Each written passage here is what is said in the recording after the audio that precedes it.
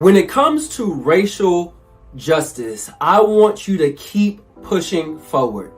Do not lose your drive. And I understand that over the past couple of months, we may have not seen as many news outlets that have reported what racial injustice has been for Black and brown people. Since George Floyd occurred and many others after him, we have been enraged by all that has gone on to highlight systemic racism within the United States. But I want you to continue to press forward. Even though you may not see it in the media, does not mean that it is not ever present in every single one of our lives. Systemic racism is something that is around all of us. And it is really important that we continue to push the envelope to ensure that our communities, our families, our workforce are mindful of what is going on. And there are three things that I want you to keep in mind as it relates to ending racial injustice. And the first thing is that we have to understand the power of our influence. Each and every one of us has the ability to influence at least one person to do something different in their lives that they would have not normally considered had it not been for you. So it is critical that we understand how key our influence is in many areas, to include racism. Use that influence to challenge other people to change the mindset that they have towards a Black or brown person. Influence is something that we live with each and every day. Something that allows us to move forward and make decisions or not based off of a number of things, to include the people that we surround ourselves with. The other thing that I want you to do is I want you to build a community that is pushing forward every opportunity that they can possibly see to extend racial justice when in many cases will probably not be possible. Communities are really key because most times it does not take thousands or millions of people to create change.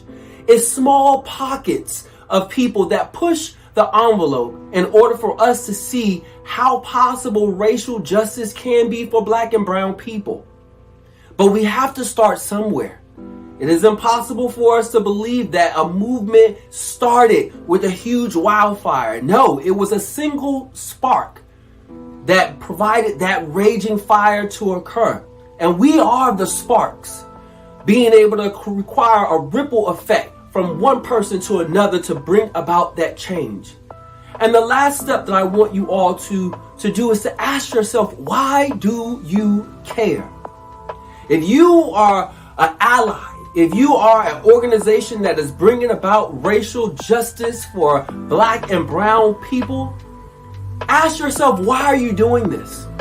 Is it just for notoriety? Is it just for Instagram and social media? If those reasons are your reason, then stop and allow people who have a heart for this work to continue on. If you do not understand why you are an ally, if you don't understand why you are bringing on diversity, equity, and inclusion people to be able to be inside of your organization to spark change, if you don't know why, don't.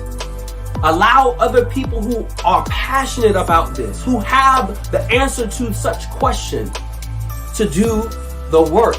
I tell you, it's not for everybody.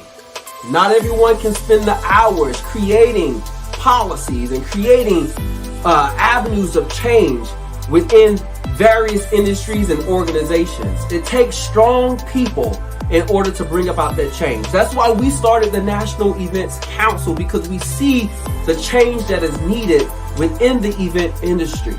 So if you really want to bring about change, follow these three steps and continue to push forward. Months and months have passed. Yes, we do know that. But years will continue to progress, where we live in a world where systemic racism has yet to be defeated.